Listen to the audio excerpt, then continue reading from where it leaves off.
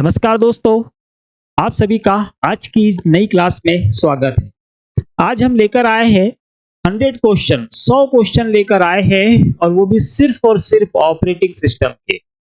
मतलब operating system वाले section से हमारे एग्जाम में जितने भी प्रश्न बनने वाले हैं लगभग हम उस सारे प्रश्नों को इस एक वीडियो में समावेशित कर लेंगे और बड़े अच्छे से हम लोग इनको समझ भी लेंगे। तो टोटल इस पे 100 के आसपास क्वेश्चन होने वाले हैं और ऑपरेटिंग सिस्टम हमारा टॉपिक होने वाला है। तो करते हैं वीडियो को स्टार्ट। अच्छा, जिन लोगों ने पुराने वीडियो नहीं देखे हैं वो जाकर आई बटन में लिंक मिलेगी, तो पुराने वीडियो देखेंगे। जो 300 क्वेश्चन की सीरीज चल रही है वो सीरीज कंटिन्यू होगी। ये बीच में हम एक स्पेशल पार्ट जरूर लेकर आए 100 क्वेश्चन का। आज का पहला प्रश्न है, ऑपरेटिंग सिस्टम क्या है? What is the operating system? Operating system क्या है? अब ऑप्शन है कंप्यूटर हार्डवेयर, सिस्टम सॉफ्टवेयर जो कि कंप्यूटर को नियंत्रित करता है, एप्लीकेशन और इनपुट। देखिए, ऑपरेटिंग सिस्टम जो होता है ये कंप्यूटर में प्रबंधन का कार्य करता है ना, या नियंत्रण का कार्य करता है। इसलिए इसका सेकंड नंबर का आंसर सही होगा, सिस्टम सॉफ्टवेयर जो कंप्यूटर को नियंत्रित करता है। ठीक है, ये तो प्रबंधन वाली बात होगी। दूसरी कि ये कैसा है, एक सिस्टम सॉफ्टवेयर। हम लोग सॉफ्टवेयर जब भी पढ़ते हैं दो तरीके के सॉफ्टवेयर पढ़ते हैं, एक एप्लीकेशन सॉफ्टवेयर पढ़ते हैं और एक हम पढ़ते हैं सिस्टम सॉफ्टवेयर। सिस्टम सॉफ्टवेयर में हम लोग डिवाइस ड्राइवर और ऑपरेटिंग सिस्टम को पढ़ते हैं, साथ में यूटिलिटीज प्रोग्राम पढ़ते हैं। एप्लीकेशन सॉफ्टवेयर में हम वो वाले सॉफ्टवेयर पढ़ते हैं जो एक्चुअल हमारे प्रयोग में आते हैं, है ना, जो वास्तविक हमारे कार्य करने के लिए प्रयोग में लाते हैं, जैसे वर्ड, एक्सेल हो गया, इस तरीके के जितने भी सॉफ्टवेयर हम लोग यूज करते हैं उनकी बात वहां पर होती है। चलिए अगला क्वेश्चन देखते हैं। इसका देखिए, याद रखिएगा, राइट आंसर सेकंड वाला है।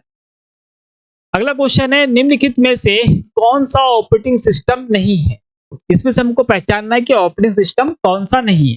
देखो, मैक ओएस ये तो एप्पल में यूज किया जाता है, मैकिंटोश है ना, एप्पल की पीसी या टैबलेट या उसका जो मैकबुक आती है उसमें होता है क्या, बेसिकली मैकिंटोश होता है।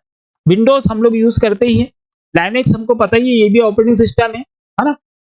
एमएस वर्ड ये कैसा है, ये हमारे पास में भी है, एप्लीकेशन सॉफ्टवेयर। और हमसे पूछ रहा है कौन सा ऑपरेटिंग सिस्टम नहीं है, तो ये नहीं है। बाकी ये सारे के सारे हमारे पास में ऑपरेटिंग सिस्टम है ना। तो एमएस वर्ड क्या है, तो एमएस वर्ड एक वर्ड प्रोसेसिंग सॉफ्टवेयर है, वो भी कौन सा वाला, एप्लीकेशन सॉफ्टवेयर। ठीक, चलिए अगला क्वेश्चन है, ऑपरेटिंग सिस्टम का मुख्य कार्य क्या है, कि ऑपरेटिंग सिस्टम क्या कार्य करता है ना। देखिए, बेसिकली ऑपरेटिंग सिस्टम के बारे में हम थोड़ा सा ब्रीफली भी समझे कि ऑपरेटिंग सिस्टम पूरा प्रबंधन और जो हम जितने भी कंप्यूटर हार्डवेयर होते हैं और सॉफ्टवेयर होते हैं इनके बीच में सामंजस्य स्थापित करेगा और सुचारू रूप से हमारे कंप्यूटर को चलाने के लिए एकमात्र ऑपरेटिंग सिस्टम ही उत्तरदायी होता है। ठीक है, तो अब हमारे पास में ऑपरेटिंग सिस्टम का मुख्य कार्य क्या है, तो हमारे पास में बोल रहा है वो नेटवर्क सेटअप, डेटा स्टोर करना, प्रोग्राम लिखना, हार्डवेयर और सॉफ्टवेयर के बीच इंटरफेस प्रदान करना, है ना। जैसा कि मैंने बोला, यही इस प्रश्न का राइट आंसर होगा। हार्डवेयर और सॉफ्टवेयर के बीच सामंजस्य स्थापित करके और हमारे कंप्यूटर को सुचारू रूप से चलाने का कार्य ऑपरेटिंग सिस्टम का है ना। और एक ये मुख्य कार्य है ऑपरेटिंग सिस्टम का।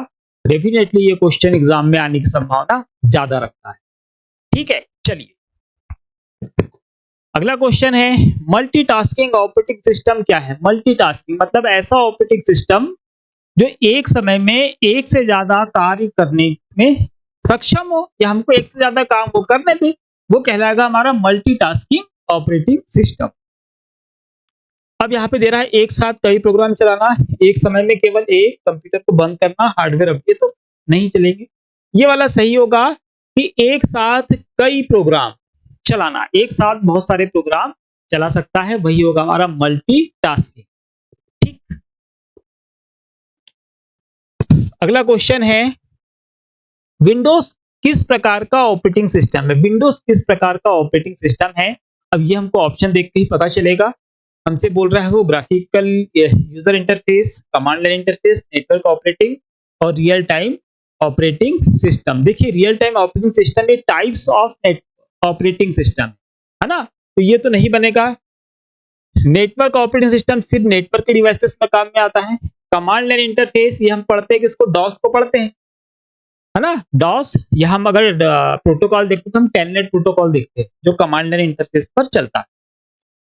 विंडोज हमारा कैसा है, तो ये चलता है भैया GUI आधारित, मतलब ग्राफिकल यूजर इंटरफेस। इसमें हमको ग्राफिक्स दिखते हैं, इसमें हमको चित्र दिखते हैं, और उसी से होता क्या है, बेसिकली ग्राफिक और चित्रों से होता क्या है, तो हमारी ऑपरेटिंग बहुत अच्छी हो जाती है ना। उसमें हम लोगों को काम करना बड़ा इजी हो जाता है, इसलिए हम लोग विंडोज जो होता है वो ज्यादा यूज भी करते हैं।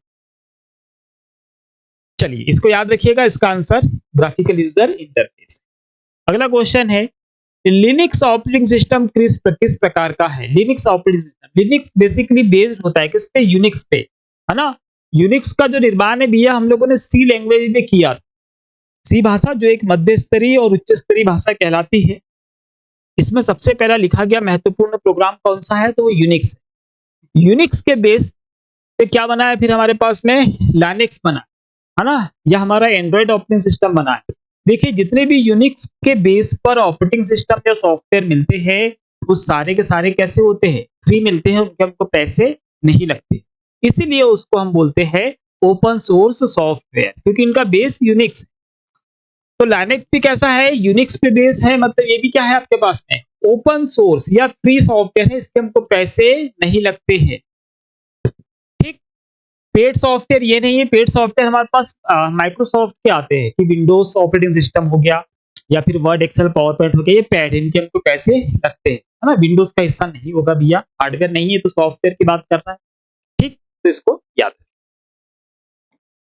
अगला क्वेश्चन है, रियल टाइम ऑपरेटिंग सिस्टम किसके लिए उपयोगी होता है। रियल टाइम ऑपरेटिंग सिस्टम मतलब कि एक ही समय पे हम लोग क्या कर पाए, उसके सेम टाइम पर दो जगह तीन जगह कितनी भी जगह एक साथ परिवर्तन कर पाए, या एक साथ निर्देश भेज पाए, रिसीव कर पाए, वो होता है रियल टाइम ऑपरेटिंग सिस्टम, है ना। अब देखिए इसके ऑप्शन हमारे पास में, डेटा संग्रहित करना, वेबसाइट डिजाइन करना, वीडियो गेम, त्वरित और तत्काल प्रक्रिया वाले सिस्टम, है ना। तो यही हमको जरूरत पड़ेगी, त्वरित या तत्काल, मतलब एक्चुअल तुरंत ही क्या कर ले, वो रिस्पॉन्स कर ले, हमने यहाँ से कमांड दिया तुरंत एग्जीक्यूट हो जाए एक ही समय पे, उसमें डिले नहीं होना चाहिए, है ना।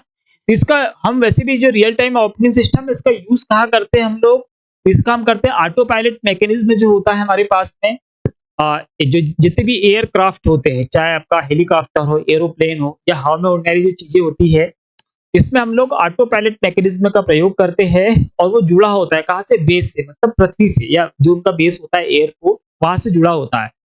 तो यहाँ से जो परिवर्तन किए जाएंगे वो उसी रियल टाइम में वहां पे ऑटो पायलट को मिलेंगे, जिससे कि नेविगेशन आसान हो जाएगा और दुर्घटना के जो चांसेस होंगे वो कम होते चले, है ना। इसलिए हमको वहां पर रियल टाइम ऑपरेटिंग सिस्टम की जरूरत है। तो ये बिल्कुल सही है कि त्वरित और तत्काल प्रतिक्रिया करने वाले system real time operating system कहलाते हैं। अगला क्वेश्चन है, ऑपरेटिंग सिस्टम में फाइल मैनेजमेंट का क्या मतलब है। ऑपरेटिंग सिस्टम में फाइल मैनेजमेंट का क्या मतलब है, फाइलों को स्टोर, नामित और प्रतिबंधित करना, कंप्यूटर को बंद करना, प्रोग्राम बनाना, नेटवर्क का कनेक्शन, ये तो बनते ही नहीं है, है ना। यही बन रहा है कि फाइलों को स्टोर करना, नामित मतलब हम उनको किसी भी नाम से सेव करके रख सकते हैं, और प्रबंधित मतलब उसको प्रॉपर मैनेज करेगा, है ना। तो ऑपरेटिंग सिस्टम फाइल मैनेजमेंट का मतलब होता है कि फाइलों को स्टोर करना मतलब सेव करना, उनको रीनेम करना, और साथ में उनको प्रॉपर क्या मैनेज करना या प्रबंधित करना, ऑपरेटिंग सिस्टम में फाइल प्रबंधन या फाइल मैनेजमेंट कहलाता है।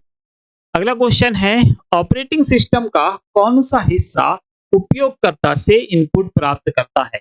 ऑपरेटिंग सिस्टम का ऐसा कौन सा हिस्सा होता है जो यूजर है ना, जो यूजर होता है उससे क्या लेता है, कमांड या इनपुट लेता है। हमारे पास में है नेटवर्क, नेटवर्क तो होगा नहीं क्योंकि ऑपरेटिंग सिस्टम की बात कर रहा है ना। प्रोग्रामर, प्रोग्रामर कोई व्यक्ति है। हार्डवेयर भी नहीं होगा, हार्डवेयर क्योंकि यहाँ पर बात किसकी हो रही है, ऑपरेटिंग सिस्टम का भाग, तो ऑपरेटिंग सिस्टम का भाग ये तीनों ही नहीं होते, है ना। क्या होगा, यूजर इंटरफेस, मतलब कि ऑपरेटिंग सिस्टम का कौन सा भाग उपयोगकर्ता से इनपुट लेगा, उसका इंटरफेस लेगा, जो वहां पर इंटरफेस बना होगा, और इंटरफेस के अकॉर्डिंग ही हम लोग क्या करते हैं, कंप्यूटर को इनपुट दे पाते हैं। अगर इंटरफेस हमारे अकॉर्डिंग नहीं होगा तो उस कंप्यूटर या डिवाइस पर काम करना बहुत कठिन हो जाएगा, या हम करेंगे ही नहीं, है ना। बेसिकली जो इंटरफेस होता है, इंटरफेस का मतलब होता है माध्यम, एक ऐसा माध्यम जो हमको किसी प्लेटफॉर्म पर बड़ी ही आसानी से काम करने की सुविधा देता है, वह उतना ही अच्छा इंटरफेस कहलाता है। बस इतनी सी बात याद रखनी है इंटरफेस के लिए। इंटरफेस जहां पर भी आए आप उसके लिए बहुत सुटेबल वर्ड याद रखिए, माध्यम। अगला क्वेश्चन है, ऑपरेटिंग सिस्टम में प्रोसेस मैनेजमेंट का कार्य है। प्रोसेस मैनेजमेंट का क्या कार्य होता है भैया ऑपरेटिंग सिस्टम में? चल रहे प्रोग्राम का प्रबंधन करना, बिल्कुल यही वाला सही होगा। चल रहे प्रोग्राम का क्या करना है? प्रबंधन करना। प्रोसेसिंग मैनेजमेंट है ना, जो प्रोग्राम चल रहा है उसको क्या करेगा? प्रबंधित या मैनेज करेगा। फाइलों को स्टोर करना या डेटा ट्रांसफर करना प्रोसेस मैनेजमेंट का हिस्सा नहीं है। प्रोसेस मैनेजमेंट में जो भी प्रक्रिया चल रही है, क्रिया चल रही है, उसको प्रॉपर मैनेज करने के लिए इसका प्रयोग किया जाता है। या ऑपरेटिंग सिस्टम प्रोसेस मैनेजमेंट का कार्य सिर्फ इतना ही है। ठीक है, याद रखना प्रोसेस चलते समय। अगला क्वेश्चन है, ऑपरेटिंग सिस्टम में मेमोरी मैनेजमेंट क्या है? मेमोरी मैनेजमेंट है ना, तो हम लोग कंप्यूटर में डाटा स्टोर करते हैं तो हम क्या करेंगे? पहले ड्राइव में करते हैं, फिर फाइलों में करते हैं। नहीं, ड्राइव करेंगे, फिर फोल्डर में करेंगे, सब फोल्डर रहते हैं, देन फाइल आती है। ये प्रॉपर एक स्ट्रक्चर होता है ना। तो हमारे पास में ऑपरेटिंग सिस्टम में मेमोरी मैनेजमेंट का कार्य क्या करता है? अब ये जो मैनेज हम लोग करेंगे, जितने भी प्रकार का हमारे पास मेमोरीज होती है ना, इसमें मेमोरी मैनेजमेंट का कार्य क्या करता है? देखो हमारे पास ऑप्शन है, रैम का प्रबंधन और आवंटन, फाइलें खोलना, इंटरनेट चलाना और हार्डवेयर को चालू करना। हार्डवेयर को चालू करना इसका काम नहीं है, ये पोस्ट का है, सीमोस का है ना, मतलब कि रोम का कार्य है ना। इंटरनेट चलाना ये हमारे ऑपरेटिंग सिस्टम का कार्य नहीं है। फाइलों को खोलना ये भी हमारे ऑपरेटिंग सिस्टम का कार्य नहीं है। हमारे ऑपरेटिंग सिस्टम का कार्य है कि जो हमारी रैम होती है ना, इसका क्या करेगा? वो मैनेजमेंट करेगा और जितने भी हमारे पास में प्रोग्राम खुले होंगे उन सभी को उसके काम के अकॉर्डिंग ही रैम का हिस्सा यूज करने के लिए मिलेगा, है ना। किसी को ज्यादा रैम की आवश्यकता है तो ऑपरेटिंग सिस्टम उसको ज्यादा रैम देगा, किसी को कम रैम की आवश्यकता है तो ऑपरेटिंग सिस्टम उसको कम रैम देगा, है ना। तो जिसको जैसा जरूरत पड़ेगी उस तरीके से ऑपरेटिंग सिस्टम रैम उसको आवंटित करेगा और वह प्रोसेस उतनी ही गति से फिर काम करेगा। अगला क्वेश्चन है, निम्नलिखित में से कौन सा ऑपरेटिंग सिस्टम मोबाइल डिवाइस में सबसे ज्यादा उपयोग होता है? कौन सा ऑपरेटिंग सिस्टम मोबाइल डिवाइस में सबसे ज्यादा प्रयोग होता है? तो इसका आंसर तो मुझे लगता है कि सभी को पता होगा कि सबसे ज्यादा जो यूजर है वो किसके है? वो एंड्रॉइड के है क्या सबसे ज्यादा। ठीक, उसके बाद फिर अब विंडोज भी है, लिनक्स भी है और मैकिंटोश भी है। तो मुझे लगता नहीं है कि ये हम कहीं पर भी मोबाइल में यूज कर रहे हैं, हालांकि नोकिया के मोबाइल जरूर आते हैं विंडो बेस्ड। ठीक है, बाकी हम लोग इसको सबसे ज्यादा यूज करते हैं क्या? नहीं करते। लाइनक्स के तो मैंने देखे नहीं, और मैक ओएस मैकबुक में आता है या टैब में आता है, मोबाइल में आईओएस आता है। ठीक है, तो एंड्रॉइड ही होगा इस प्रश्न का right answer. Android operating system के बारे में मैं आपको बता दूं कि एंड्रॉइड ऑपरेटिंग सिस्टम जो है ये यूनिक्स बेस्ड है भैया, है ना। इसका निर्माण किस पे किया है? यूनिक्स पे किया गया है। और एंड्रॉइड के लिए क्वेश्चन और बनता है कि एंड्रॉइड के लिए आधिकारिक लैंग्वेज कौन सी है ना। तो वो हमारे पास में कौन सी है? तो वो है हमारे पास में जावा है। इसके अलावा जो एंड्रॉइड है इसको 2007 में है ना किसने लॉन्च किया भैया? इसको लॉन्च किया है गूगल ने। बिना जीमेल की आईडी के आपका एंड्रॉइड मोबाइल एक्सेस नहीं करता है। इसका कारण यही है कि जो एंड्रॉइड है ये किसका है? ये गूगल का है। ठीक है, चलिए अगला क्वेश्चन है, GUI का पूरा नाम क्या है? तो अभी हमने एक प्रश्न में इसके पहले देखा ग्राफिकल यूजर इंटरफेस, है ना, वही इसका नाम होगा ग्राफिकल यूजर इंटरफेस, है ना। तो यही इसका राइट आंसर है। देखिए फुल फॉर्म मैं इसके पहले भी बहुत सारे वीडियो में बोल चुका हूँ कि विदाउट फुल फॉर्म्स हम लोग हमारे एग्जाम की तैयारी नहीं कर सकते। फुल फॉर्म हमको एटलीस्ट प्रश्न के बीच में कहीं अगर आ जाए, डायरेक्ट भले चाहे ना पूछे, प्रश्न के बीच में भी अगर आ जाए तो हमको प्रश्नों को समझने में वो आसानी देता है ना।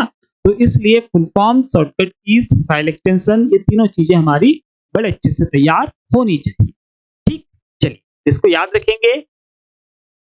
अगला क्वेश्चन है, कमांड लाइन इंटरफेस CLI किस प्रकार का इंटरफेस है ना। तो जो कमांड लाइन जैसे GUI इसके पहले वाला हमने देखा, GUI बेसिकली क्या होता है? इसमें हमारे पास ग्राफिक्स है ना। हम लोग माउस का यूज सबसे ज्यादा करते हैं, हम क्लिक करके और कमांड दे सकते हैं, क्लिक करके हम बहुत सारा कुछ कर सकते हैं। है ना, या चित्रों को देखकर और काम कर सकते हैं। लेकिन अगर हम CLI की बात करें, कमांड लाइन इंटरफेस, तो यहाँ पर हमारे पास में ग्राफिक्स नहीं है, चित्र नहीं है, माउस नहीं चल रहा है। इस समय हमको अगर काम करना है तो हमको उसको कमांड टाइप करके देने होते हैं, है ना। जैसे कि CLI आधारित अगर एक ऑपरेटिंग सिस्टम की बात करूं मैं, तो हम लोग यूज करते हैं डॉस, डिस्क ऑपरेटिंग सिस्टम, है ना। इसमें हमको कोई भी काम करना है, मान लो हमको डायरेक्टरी देखना है तो हमको DIR टाइप करना है ना। डायरेक्टरी क्लोज करना है तो हमको CD यूज करना है, रीनेम करना है तो हमको रीनेम कमांड चलाना है ना। अगर हमारे को इसमें छोटे से छोटा काम भी करना है तब भी हमको क्या जरूरत पड़ेगी, कमांड उसको टाइप करके हमको देना है। बिना काम करे हम टाइप करें हम इसमें कोई भी काम नहीं ले सकते, है ना। तो देखो ग्राफिक तो नहीं होगा, टच आधारित तो बिल्कुल नहीं होगा, वॉइस आधारित भी नहीं होगा, है ना। वो टेक्स्ट आधारित होगा कि हमको क्या करना है, उसमें टेक्स्ट टाइप करके ही उसको निर्देश देने होंगे। ठीक है,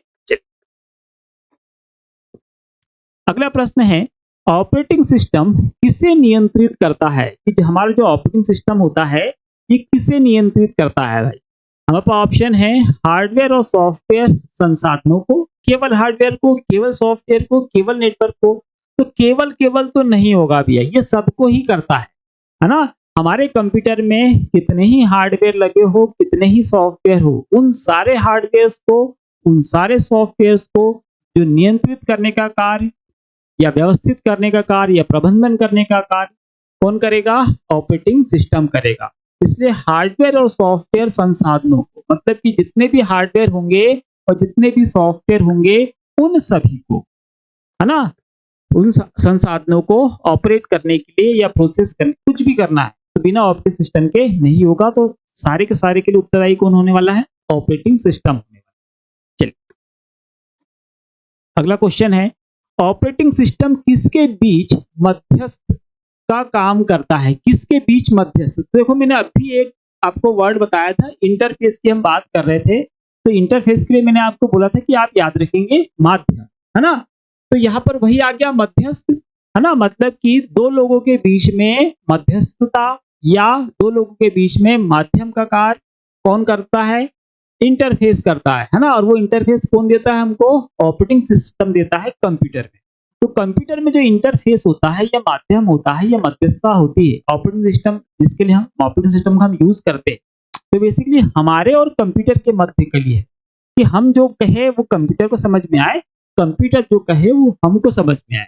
इसके लिए हम लोगों को ऑपरेटिंग सिस्टम की जरूरत होती है और ऑपरेटिंग सिस्टम ही हमारा माध्यम या इंटरफेस होता है कंप्यूटर से इंटरेक्ट होने के, है ना। तो क्या आएगा, यूजर और हार्डवेयर, है ना, हार्डवेयर और नेटवर्क, प्रोग्रामर और यूजर, सॉफ्टवेयर और नेटवर्क, है ना।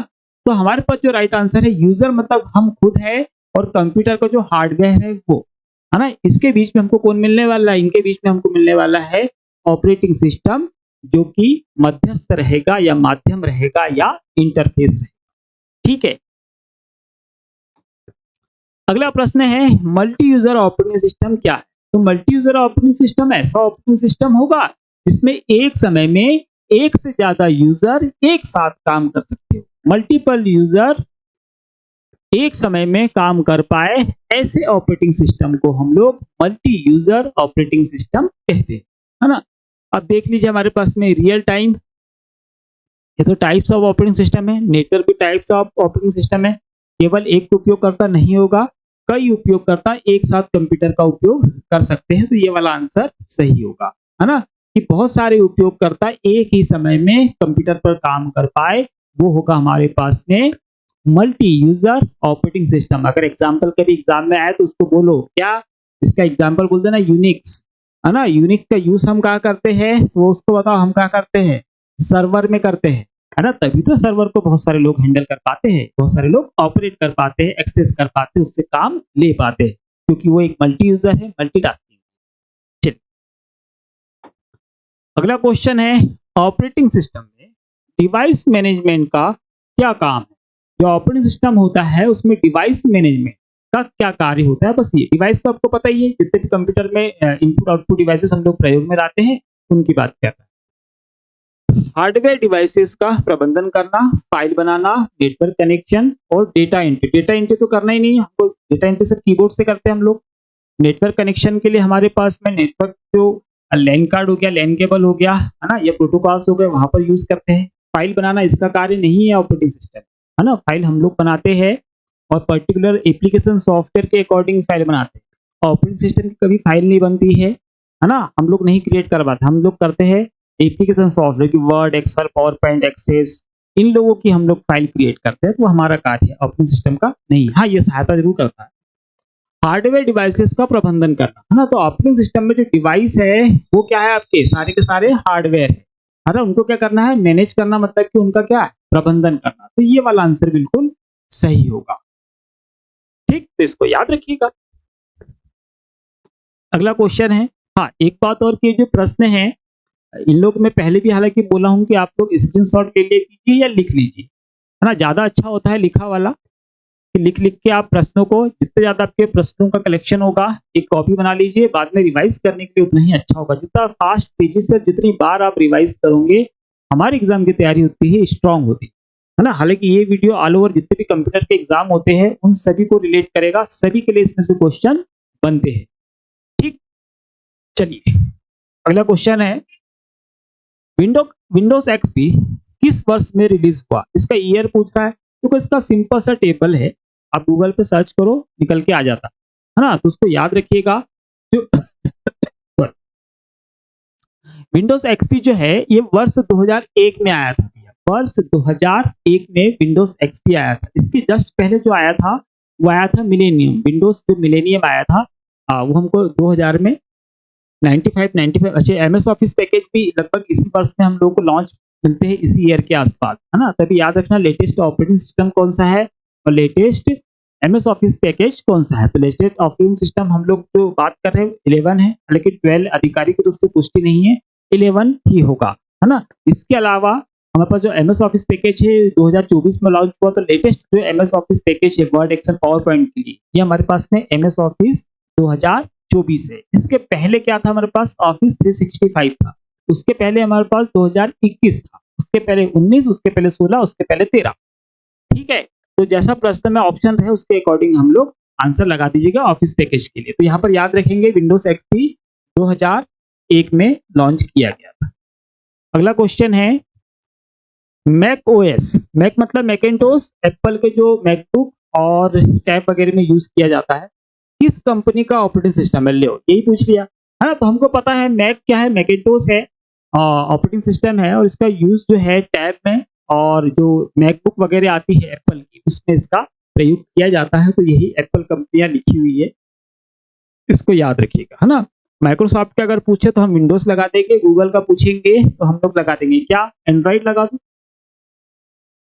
आईबीएम का स्पेशली कोई नहीं है, क्योंकि इसी आईबीएम बेसिकली बेस्ड है हार्डवेयर पे। ठीक, अगला क्वेश्चन है, ऑपरेटिंग सिस्टम में स्पूलिंग क्या होता है, स्पूलिंग क्या होता है। हाँ, आईबीएम का मेरे को क्वेश्चन एक याद आया, इसके पहले जो हम आईबीएम देख रहे थे, आईबीएम ने आपको बता दी कि आईबीएम ने डॉस बनाया था, इसका ऑपरेटिंग सिस्टम, है ना। फिर उसको माइक्रोसॉफ्ट ने खरीदा। इस समय जो हमारे पास आईबीएम आता था, ये आईबीएम मतलब जो आईबीएम था, जो डॉस आता था तो डॉस 86 के नाम से आता था, है ना। क्या आता था, 86 डॉस। ठीक, फिर माइक्रोसॉफ्ट ने डॉस को खरीद लिया, उसके बाद में फिर वो किस नाम से आने लगा, एमएस डॉस के नाम से आने लगा, इसको याद रखिएगा। चलिए अगला क्वेश्चन है,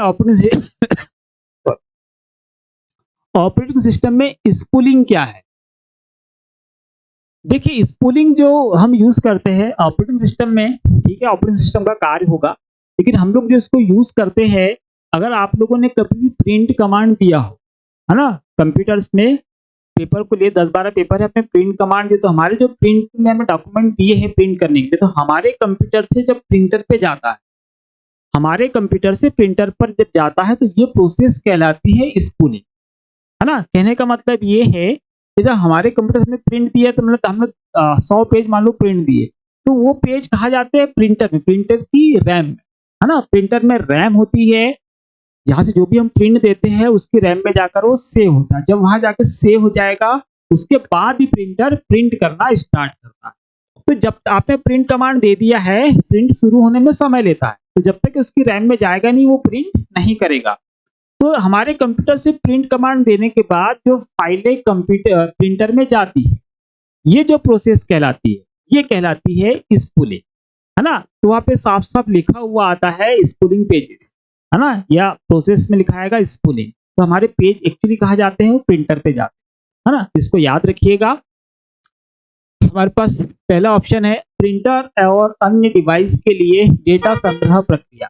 यही वाला सही है ना, ये प्रिंटर उसने दे भी दिया है। मतलब हमारे कंप्यूटर से हम लोग जब कमांड देते हैं, है ना, तब या कोई अन्य डिवाइस होगा तो हमारे कंप्यूटर से वहां पर हम सेंड कर रहे हैं, भेज रहे हैं अगले डिवाइस के ऊपर। तो ये जो प्रोसेस कहलाएगी, ये कहलाएगी स्पूलिंग। ठीक है, फाइल हटाना नहीं होगा, प्रोग्राम लिखना नहीं होगा, नेटवर्क सेटिंग्स नहीं होगा। मैंने आपको बता दिया कि एक्चुअल क्या प्रोसेस वहां पर होती है। हाँ, एक चीज और याद रखना कि मैंने बताया आपको प्रिंटर में क्या होती है, रैम होती है ना। ये प्रश्न एक बार पूछा गया है एग्जाम में, तो उसको याद रखिएगा। अगला प्रश्न है स्वीपिंग ऑपरेटिंग सिस्टम में किसका मतलब है ना। जो स्वीपिंग होती है तो ऑपरेटिंग सिस्टम में किसका मतलब है, इसका मतलब क्या होता है, ये हमसे पूछ रहा है। तो जो स्वैपिंग होती है, प्रोग्राम या डेटा को मेमोरी और डिस्क के बीच स्थानांतरित करना, फाइल डिलीट करना, इंटरनेट कनेक्शन बनाना, हार्डवेयर चालू कराना। हम लोग स्वैप तो करते हैं ना, कार्ड स्वैप करते हैं, तो उस समय होता है कि हमारे कार्ड की जानकारी कहाँ जाती है, उस डिवाइस में जाती है ना। तो प्रोग्राम या डेटा को मेमोरी और डिस्क के बीच स्थानांतरित करना, मतलब मेमोरी और डिस्क के बीच में क्या होता है, ट्रांसफर होती है उसकी इंफॉर्मेशन। तो चाहे हम क्या यूज कर रहे हैं, हम एटीएम कार्ड भी अगर यूज कर रहे हैं, डेबिट कार्ड जो होते हैं या क्रेडिट कार्ड हम लोग यूज कर रहे हैं, तो अगर हम एटीएम मशीन में हम लगाते हैं तो उस समय क्या होता है, जैसे प्लग किया और वापस खींच लिया, तो हमने क्या किया, उसमें स्वेप किया, है ना। जो स्वेप मशीन भी आती है, हमने कार्ड को स्वेप किया तो हमारे कार्ड की इंफॉर्मेशन कहाँ जाती है, उस डिवाइस में जाती है। फिर हम लोग उसको जितना भी डाटा ट्रांसफर करना हो, जितना भी पैसा ट्रांसफर करना हो, और फिर हम लोग उसमें पासवर्ड डाल देते हैं तो डाटा ट्रांसफर हो जाता है, परमिट मिल जाता है ना। तो याद रखेंगे स्वेपिंग, और ये मेरे ख्याल से आप लोगों को पता भी होगा, स्वेप हम लोग करते भी है, सभी लोग करते हैं ना। नॉर्मल हमने कई कार्ड भी अगर गेट ओपन करने के लिए भी यूज किया है, तो उससे हम क्या करते हैं, स्वेप करते हैं कि कार्ड वहां गया, उसकी इन्फॉर्मेशन उसमें चली गई, है ना। और जहाँ पे जो डाटा एक्सेस करने का डिवाइस लगा है, वो आपको परमिट देता है कि हाँ आप गेट के अंदर आ सकते हो। तो याद रखिएगा स्वेपिंग में क्या हो रहा है, बेसिकली प्रोग्राम या डेटा को मेमोरी और डिस्क के बीच में स्थानांतरित किया जा रहा है, ट्रांसफर किया जा रहा है। अगला क्वेश्चन है ऑपरेटिंग सिस्टम में वर्चुअल मेमोरी क्या है। ऑपरेटिंग सिस्टम में वर्चुअल मेमोरी क्या है, तो देखिए वर्चुअल मेमोरी कहाँ काम में आती है या होती क्या है, इस पर अगर हम बात करें, वर्चुअल मेमोरी एक ऐसी मेमोरी होती है जो वास्तव में होती ही नहीं, कंप्यूटर में होती ही नहीं, है ना। तो हम लोग जब कंप्यूटर में काम करते हैं तो हम लोग काम बेसिकली किसमें काम करते हैं, हम लोग रैम में ही काम होता है हमारा सारा, है ना। और मान लो हमारी रैम कितनी है, 8 जीबी की रैम है, हमने बहुत सारे प्रोग्राम ओपन करे जिनकी कैपेसिटी अब 8 जीबी से ज्यादा होने वाली है ना। हम बड़े बड़े सॉफ्टवेयर या मिक्सिंग के सॉफ्टवेयर हम लोग यूज कर लेते हैं, 8 जीबी रैम है, पर हम उसमें 25 जीबी या 30 जीबी तक की फाइलें ओपन कर ली हमने, है ना। तो ये क्यों संभव हो पाती है, ये संभव हो पाती है वर्चुअल मेमोरी का। भाई स्पेस तो इतना ही है, जगह 8 जीबी ही है, लेकिन हमने 30 जीबी ओपन कर दिया। तो ये किस तरीके संभव हो पाता, वर्चुअल मेमोरी के कारण, है ना। अब वर्चुअल मेमोरी होती किसका भाग है, यही हमसे पूछा जा रहा है। जैसे रैम हमारे पास 8 जीबी है, लेकिन हमारे पास में हार्ड डिस्क तो होती है, हार्ड डिस्क हमारे पास में 1 टीबी की है, 2 टीबी की है, बड़ी बड़ी हार्ड डिस्क होती है ना। इसमें तो बहुत स्पेस होता है।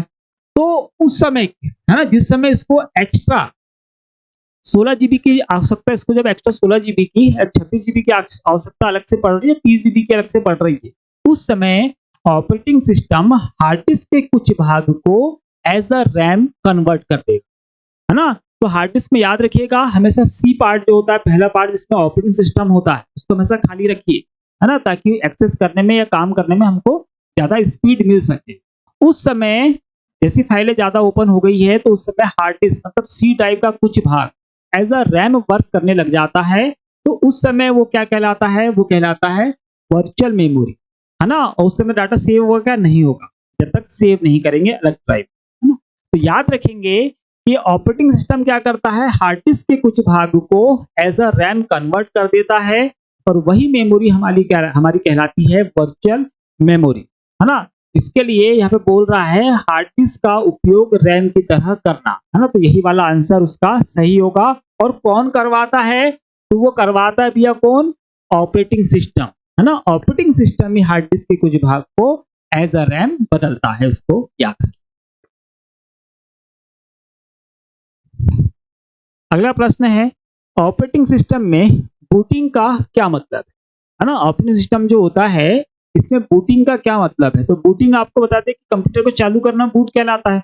हमारे पास बूटिंग जो प्रोसेस होती है दो प्रकार की होती है, एक होती है हमारे पास में सॉफ्ट बूटिंग और एक होती है हमारे पास में हार्ड बूटिंग। हार्ड बूटिंग में जैसे कंप्यूटर से पावर बटन दबा के चालू करते ना, बंद था, है ना, हमने पावर बटन दबाया चालू हो रहा है, तो ये प्रोसेस कौन सी है, हार्ड बूटिंग की प्रोसेस।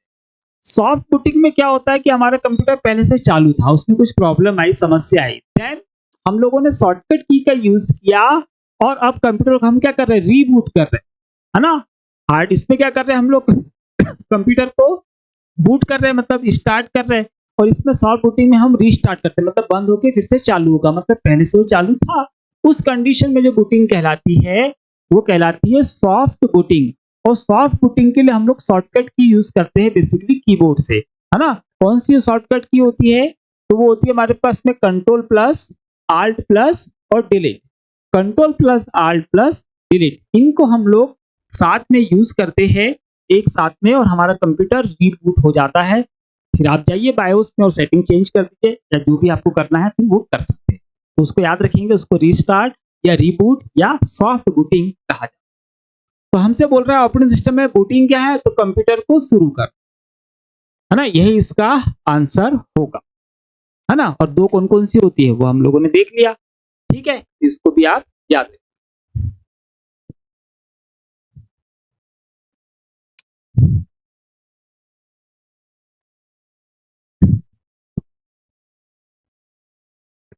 चलिए अगला क्वेश्चन देखते हैं। ऑपरेटिंग सिस्टम में कर्नेल क्या होता है, अरे भैया कर्नेल तो ऑपरेटिंग सिस्टम का मुख्य भाग होता है। कंप्यूटर में मतलब जितने भी हम काम करते हैं ऑपरेटिंग सिस्टम से काम कराते हैं, तो उसका सोर्स या बेस जो होता है ना, या उसका ऑपरेटिंग सिस्टम का जो कोर होता है, बीच का भाग जो होता है वो होता है कर्नेल, है ना। तो कर्नेल ही पूरे ऑपरेटिंग सिस्टम का बेस होता है। ऑपरेटिंग सिस्टम में कर्नेल क्या होता है, ऑप्शन देख लेते हैं। ओएस का मुख्य हिस्सा जो हार्डवेयर को नियंत्रित करता है, एप्लीकेशन सॉफ्टवेयर है, file manager, user interface. User interface तो नहीं है, हमने बात कर दी उसके बारे में। फाइल मैनेजर नहीं है, एप्लीकेशन सॉफ्टवेयर भी नहीं है, क्योंकि ये तो सिस्टम सॉफ्टवेयर होता है हमारे पास का, तो एप्लीकेशन वो कैसे हो जाएगा, वो भी सिस्टम ही रहेगा, है ना।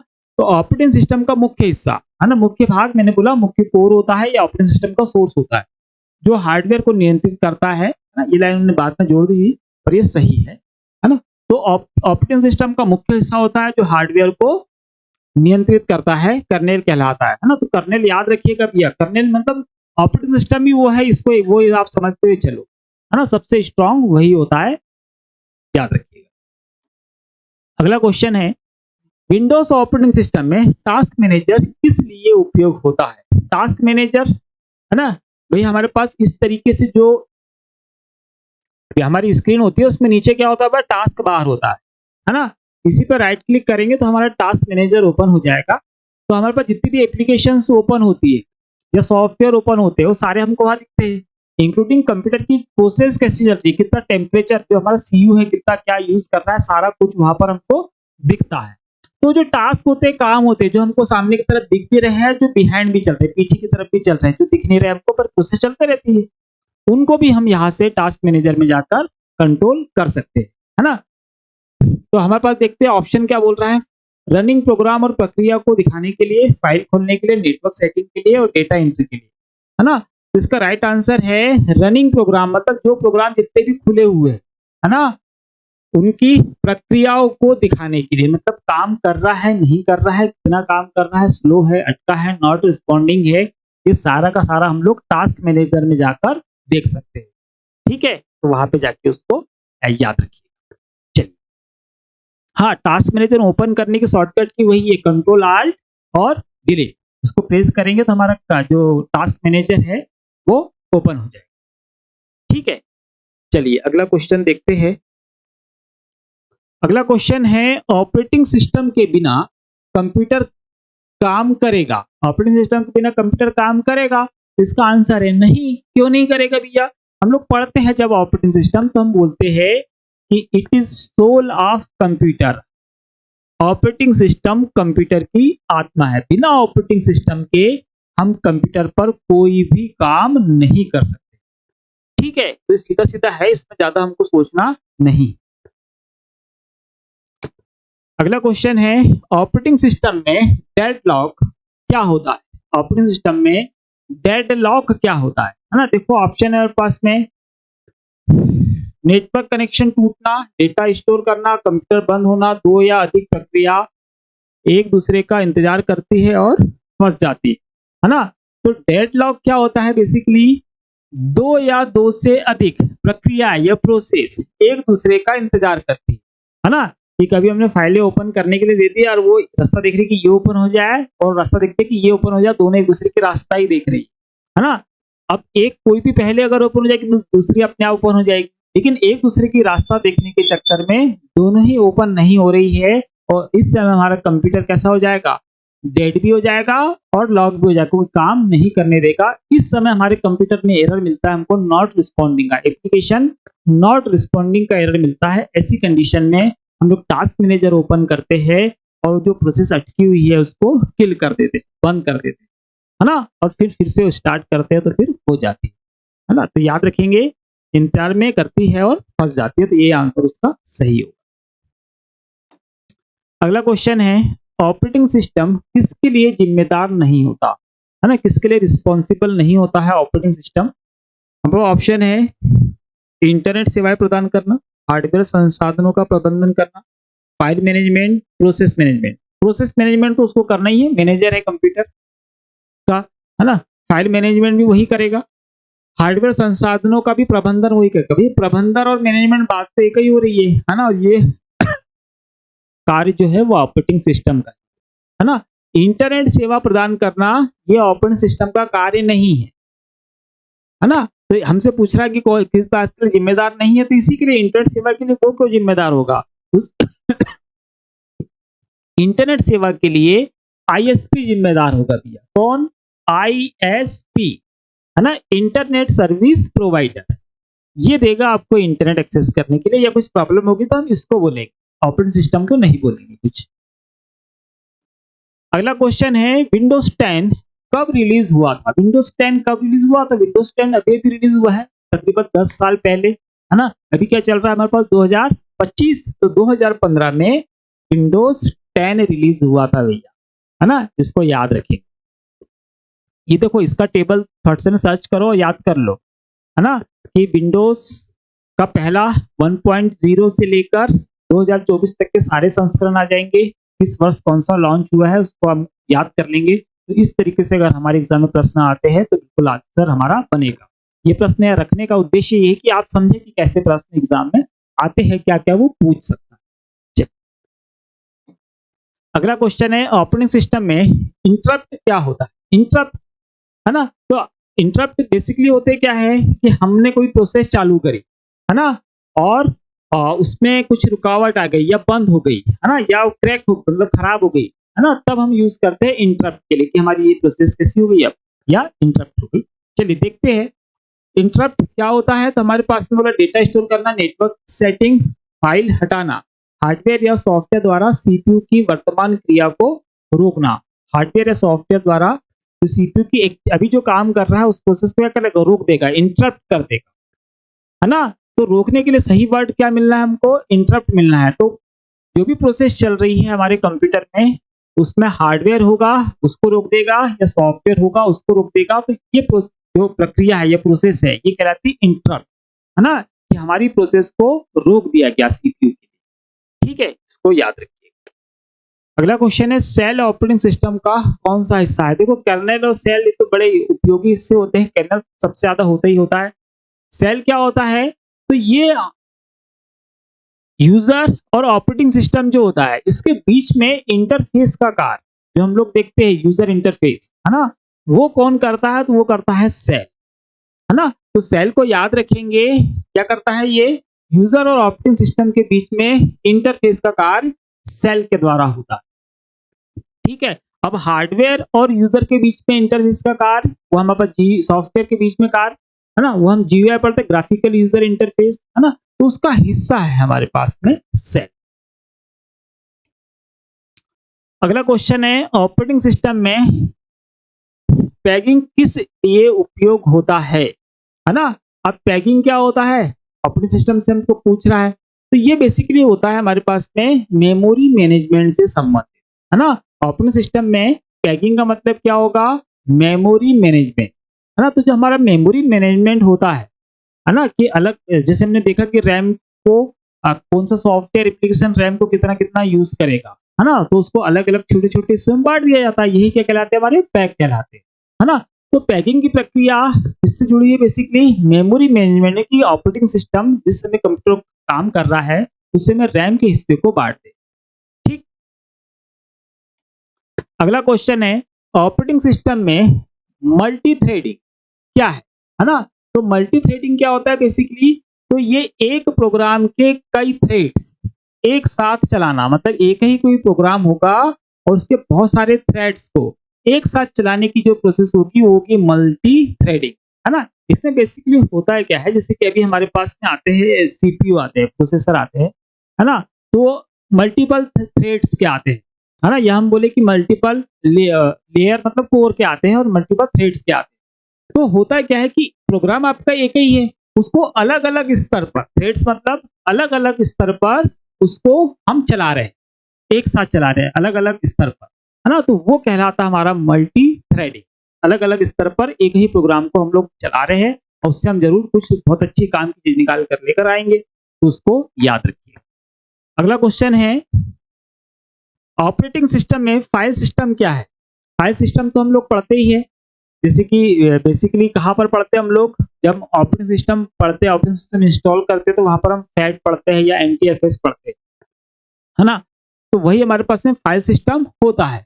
उसमें होता क्या है, तो फाइलों को स्टोर और व्यवस्थित करने का एक क्या है प्रॉपर तरीका है, जो फाइल सिस्टम हम लोग यूज करते हैं है ना, कि हमको प्रॉपर फोल्डर बनाने की सुविधा मिले, सब फोल्डर बनाने की मिले, फाइल बनाने की सुविधा मिले। तो ये सारा कुछ कौन डिपेंड इस पे डिपेंडेंट होता है, तो ऑपरेटिंग सिस्टम पे डिपेंडेंट होता है कि कितना अच्छा आपको फाइल स्ट्रक्चर दे रहा है ना, उसके आधार पर ही आप काम कर सकते हो। अगर वो नहीं देगा हमको परमिशन बनाने की तो फिर हम प्रॉपर मैनेज नहीं कर पाएंगे उसको है ना, तो उसको भी याद रखिए। अगला क्वेश्चन है ऑपरेटिंग सिस्टम में यूजर अकाउंट का क्या उद्देश्य है ना। हम मल्टीपल क्या यूज करते हैं, उसमें यूजर अकाउंट यूज करते हैं, इसका क्या उद्देश्य है, hardware control, network connection, file management. देखो हार्डवेयर कंट्रोल करने के लिए हम नहीं बनाएंगे है ना, नेटवर्क कनेक्शन के लिए भी हम लोग नहीं बनाएंगे और फाइल मैनेजमेंट करने के लिए भी हम लोग नहीं बनाएंगे। हम लोग क्या करते हैं, अलग अलग उपयोगकर्ता के लिए अलग अलग प्रोफाइल बनाते हैं या अलग अलग उपयोगकर्ता के लिए अलग अलग अकाउंट बनाते हैं, ताकि वो उसके हिस्से का वहां पर काम कर सके है ना, या उसको सिर्फ उतना ही एक्सेस मिल सके जितनी उसको परमिशन दी गई है ना। इसलिए हम लोग एक एडमिन होता है, उसके बाद में हम फिर गेस्ट बनाकर और बहुत सारे यूजर अकाउंट वहां पर ओपन कर लेते हैं, ताकि हर एक यूजर अपने खुद के अकाउंट में काम करे और प्रॉपर प्रोसेस में एक हिस्सा बने। ठीक है, तो उस लिए हम लोग यूज करते हैं किसको, यूजर अकाउंट। आप लोग नहीं बनाएंगे मल्टीपल यूजर अकाउंट है ना, पीसी में तो मोस्टली एक या दो होते हैं जो पर्सनल कंप्यूटर होता है, ऑफिस वगैरह कंप्यूटर में मल्टी यूजर हम लोग बना लेते हैं, ताकि बहुत सारे यूजर होते हैं वहां पे, तो हर एक आएगा अपना आईडी पासवर्ड डालेगा और देन उसको एक्सेस करेगा। अगला क्वेश्चन है ऑपरेटिंग सिस्टम का क्या उपयोग नहीं है। ऑपरेटिंग सिस्टम का उपयोग नहीं है के लिए पूछ रहा है ना, तो ऑपरेटिंग सिस्टम का क्या उपयोग नहीं है, तो वीडियो एडिटिंग, हार्डवेयर संसाधनों का प्रबंधन, फाइल मैनेजमेंट और प्रोसेस कंट्रोल है ना।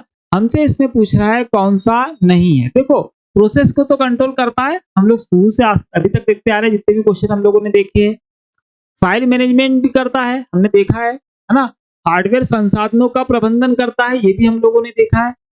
वीडियो एडिटिंग का जो काम है ये ऑपरेटिंग सिस्टम का नहीं है ना। तो हमारे प्रश्न का राइट आंसर क्या बोल रहा है, कौन सा नहीं है, तो ये वीडियो एडिटिंग ऑपरेटिंग सिस्टम नहीं करेगा, ये एप्लीकेशन सॉफ्टवेयर यूज करने पड़ेंगे हमको वीडियो एडिटिंग के लिए। ठीक है, ऑपरेटिंग सिस्टम नहीं। ऑपरेटिंग सिस्टम में बैच प्रोसेसिंग क्या है? बैच एक ऑपरेटिंग सिस्टम की हम लोग पढ़ते हैं कि फर्स्ट जनरेशन। फर्स्ट जनरेशन का ऑपरेटिंग सिस्टम कौन सा है? बैच प्रोसेसिंग, है ना। बैच प्रोसेसिंग में होता है क्या है कि बहुत बड़ा काम होता है, उसको छोटे-छोटे हिस्से में बाँट दिया और एक साथ दे दिया। पहले पहला काम पूरा होगा तो अपने आप उसको दूसरा मिल जाएगा, फिर तीसरा मिल जाएगा, चौथा मिल जाएगा। इस समय से हमको वहाँ पर खड़े नहीं रहना है, या बार-बार आकर कमांड नहीं देना है। एक साथ हम सारे कमांड दे सकते हैं उसको बैच के रूप में। ठीक है, अब यहाँ पे देखो, network setup, data entry, internet connection, बिना उपयोगकर्ता इंटरेक्शन के काम करना, है ना। मैंने आपको बोला कि बहुत कुछ ज्यादा काम होगा तो छोटे-छोटे हिस्से में बाँटे के कंप्यूटर को दे देंगे एक साथ, है ना। और वो बारी-बारी से पहले एक को, फिर दूसरे को, फिर तीसरे को, वो अपने आप एग्जीक्यूट कर लेगा। वहां पर हमारे इंटरेक्शन की जरूरत है क्या? नहीं है, हमारी जरूरत ही नहीं है। एक बार हमने उसको दे दिया कमांड, सारे एक साथ कमांड दे दिए, बैच बना बनाएंगे तो पहले होगा, फिर दूसरा होगा, तीसरा होगा, वो कंटिन्यू लास्ट में हमको क्या देगा? सीधे-सीधे आउटपुट देगा। हमको बीच में वो रुकेगा नहीं या हमसे पूछेगा नहीं कुछ, सीधे-सीधे आउटपुट देगा। तो वहां पर हम यूज करते हैं बैच प्रोसेसिंग ऑपरेटिंग सिस्टम। अगला क्वेश्चन है, ओएस का एक उदाहरण क्या है? ऑपरेटिंग सिस्टम के एक उदाहरण की बात कर रहा है ना। यहाँ पे ऑप्शन देख के हम लोग बता पाएंगे। Linux, Microsoft word, Google Chrome, adobe Photoshop. Adobe Photoshop का यूज हम क्या करते भी है? ये है डीटीपी का प्रोग्राम है, डेस्कटॉप पब्लिशिंग के लिए, है ना। गूगल क्रोम क्या है? ये हमारे पास में है एक वेब ब्राउजर है। माइक्रोसॉफ्ट वर्ड क्या है? ये हमारे पास में है वर्ड प्रोसेसिंग का सॉफ्टवेयर है भैया। ठीक है, ऑपरेटिंग सिस्टम कौन सा हमारे पास में है? तो हमारे पास में भैया लाइनेक्स, है ना। ओएस का एक उदाहरण पूछ रहा था, हमारे पास लाइनेक्स है ना। थोड़ी देर पहले हम लोगों ने बात करी, लाइनेक्स यूनिक्स बेस होता है, एक ओपन सोर्स सॉफ्टवेयर होता है ना। तो ये इसका राइट आंसर होगा, बाकी ये अलग है। अगला क्वेश्चन है, ऑपरेटिंग सिस्टम कब शुरू होता है ना। ऑपरेटिंग सिस्टम शुरू कब होता है? अब देखो इसके ऑप्शन है हमारे पास में, कंप्यूटर ऑन करने पर, इंटरनेट कनेक्ट करने पर, फाइल खुलने पर, प्रोग्राम बंद करने पर। देखिए ये तो अभी हमारा ऑपरेटिंग सिस्टम शुरू होने की बात कर रहा है, ये तो सब शुरू होने के बाद की प्रोसेस है तीनों, है ना। यहाँ पे बोल रहा है कंप्यूटर ऑन करने पर, है ना, बूटिंग के दौरान। तो जैसे हमारा कंप्यूटर बूट होगा, है ना, बूटिंग प्रोसेस आप लोगों को मैं बता दूं थोड़ी सी, कि कंप्यूटर जब भी हमने पावर ऑन किया तो सबसे पहले हमारा बायोस एक्टिव होता है ना। बायोस का मुख्य कार्य क्या है? पोस्ट है भैया, है ना। कंप्यूटर में जितने भी कंपोनेंट हार्डवेयर हम लोग यूज कर रहे हैं, तो क्या करेगा? पावर ऑन सेल्फ टेस्ट, उनको टेस्ट करेगा। देन हमारी बूटिंग की प्रोसेस स्टार्ट होगी। बूटिंग की प्रोसेस में ऑपरेटिंग सिस्टम की फाइलें हार्ड डिस्क से या सेकेंडरी स्टोरेज से एग्जीक्यूट होकर कहां पर आती है? रैम पे आती है ना। ये बूटिंग प्रोसेस होती है हमारी। तो कैसे होगी? कंप्यूटर को ऑन करने पर ही ऑपरेटिंग सिस्टम हमारा शुरू हो जाता है, इसमें कोई दिक्कत नहीं है। तो यही वाला आंसर उसका सही। अगला क्वेश्चन है, लाइनेक्स यूनिक्स में एलएस कमांड क्या करता है? एलएस कमांड, है ना। तो ये क्या करता है? एलएस लिस्ट के लिए यूज किया जाता है भैया, है ना। हमारे पास लाइनेक्स यूनिक्स में एलएस कमांड लिस्ट के लिए, जैसे कि हम लोग अगर बात करें कहां पर डॉस के लिए बात करें, तो हमको अगर लिस्ट देखनी है डायरेक्टरीज की, तो हम dir कमांड यूज करते हैं। जैसे यहाँ पे हमको एलएस करेंगे तो लिस्ट कमांड, फाइल और डायरेक्टरी की क्या दिख जाएगी? इसमें लिस्ट दिख जाएगी। ठीक, तो इसको याद रखिएगा। अगला क्वेश्चन है, लाइनेक्स में सीडी कमांड किस लिए उपयोग की जाती है ना। तो यहाँ पे लाइनेक्स की ये वाली कमांड और डॉस की कमांड दोनों कैसी है? सेम, है ना। अगर हमको क्या चेंज करनी है? डायरेक्टरी चेंज करनी है, चेंज डायरेक्टरी, है ना। तो ये किसके? चेंज डायरेक्टरी का। तो यहाँ पे क्या करेगा? डायरेक्टरी को बदलना है। तो हम डॉस में भी सीडी का यूज करके और डायरेक्टरी चेंज कर लेते हैं। जिन लोगों ने डॉस चलाया होगा, थोड़े से पुराने यूजर होंगे, उन लोगों ने डेफिनेटली चलाया होगा। नए यूजर होंगे तो उन लोगों ने शायद नहीं चलाया होगा, लेकिन वो जाकर विंडोज में, चाहे कोई भी ऑपरेटिंग सिस्टम हो, रन पे जाइए, विंडो प्लस आर करेंगे, रन विंडो खुल गई।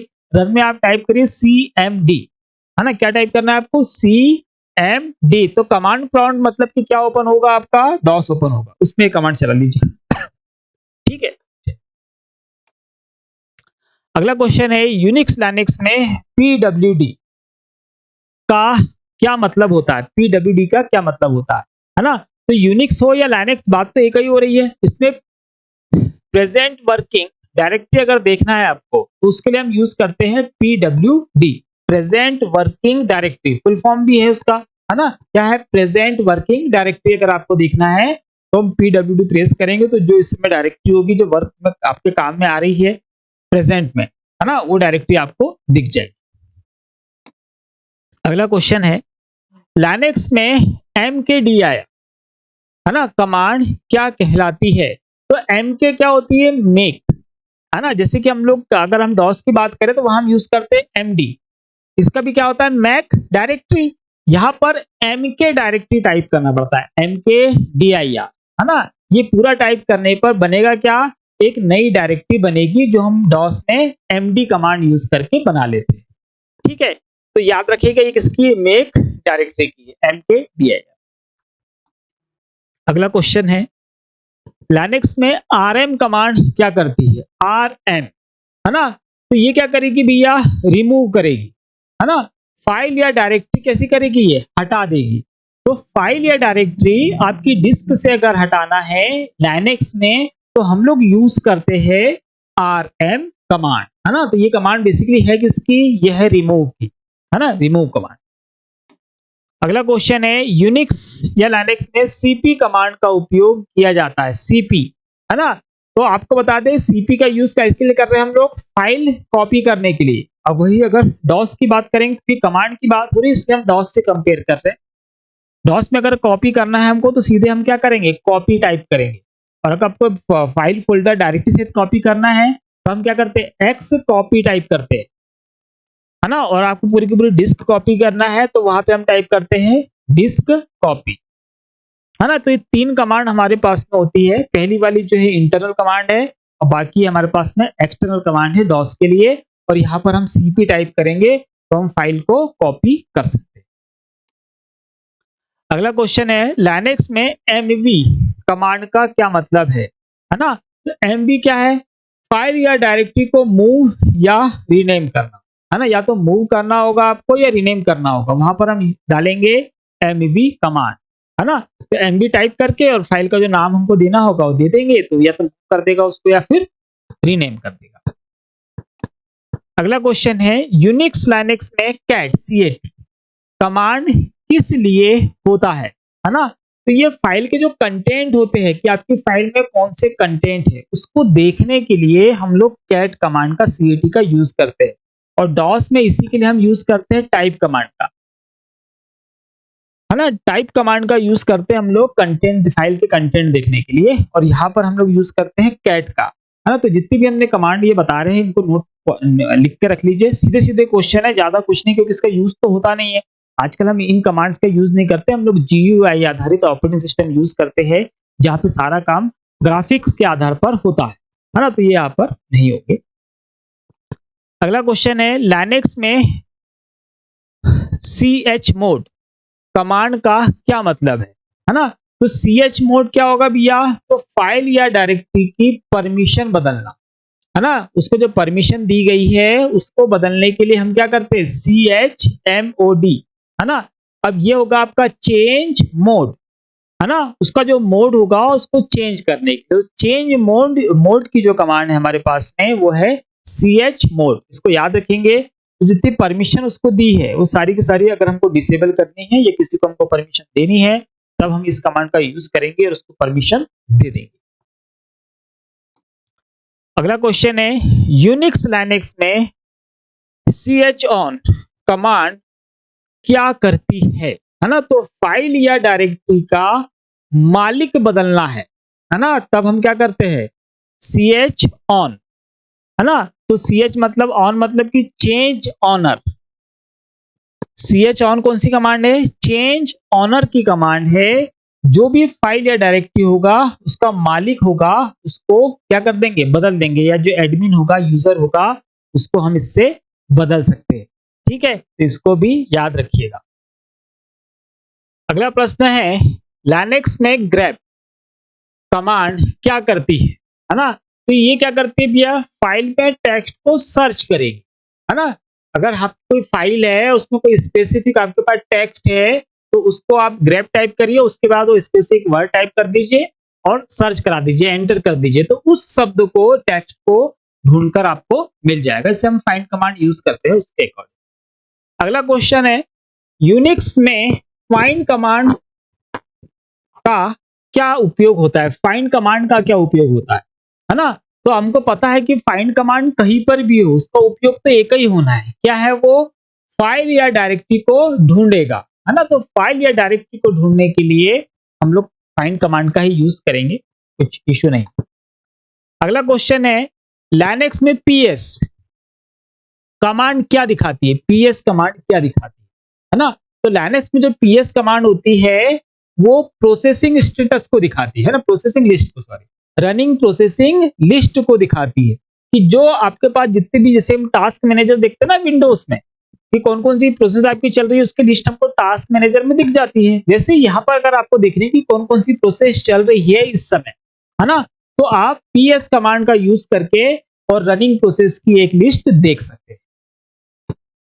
अगला क्वेश्चन है, यूनिक्स लाइनक्स में किल, है ना, किल कमांड का उपयोग क्या होता है? तो किल कमांड तो हम विंडोज में भी यूज करते हैं, है ना, यहाँ जिसको हम बोलते हैं एंड टास्क, है ना, विंडोज में हम लोग क्या बोलते हैं उसको? एंड टास्क बोलते हैं। कि कोई प्रोसेस चल रही है तो उसको जाके हम क्या करते हैं? बंद कर देते हैं, है ना, कि उसको फोर्सफुली हम लोग बंद करना। तो फोर्सफुली बंद करना ही क्या कहलाता है? किल कहलाता है। मतलब प्रोसेस को क्या करना है? बंद कर देंगे, ठीक। और वैसा हम तब करते हैं जब आपस में फंस जाती है, उलझ जाती है, हैंग हो जाता है, तब उस प्रोग्राम या एप्लीकेशन को हमको बंद ही करना होगा।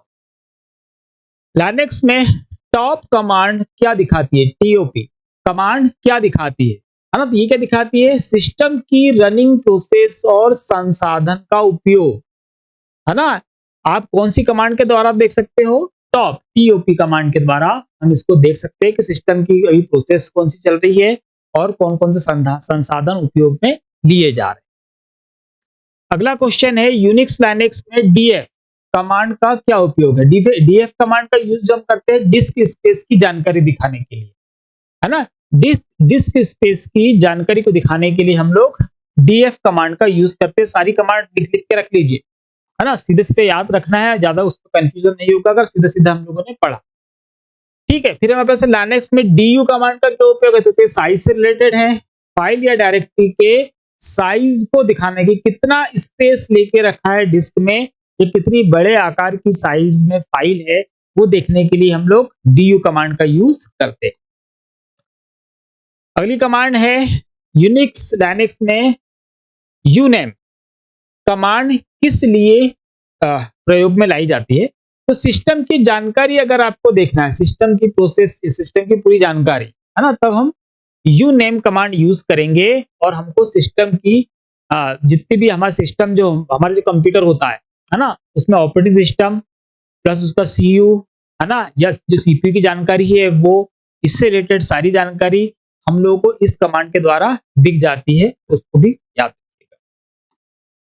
अगला कमांड है हु कमांड ना। लाइनक्स में हु कमांड का क्या मतलब है? तो हु जो कमांड होती है वो कौन कौन यूजर सिस्टम पर लॉगिन किए हुए है उसको देखने के लिए हम लोग हु कमांड का यूज करते हैं। हु का सामान्य अर्थ भी कौन ही होता है ना।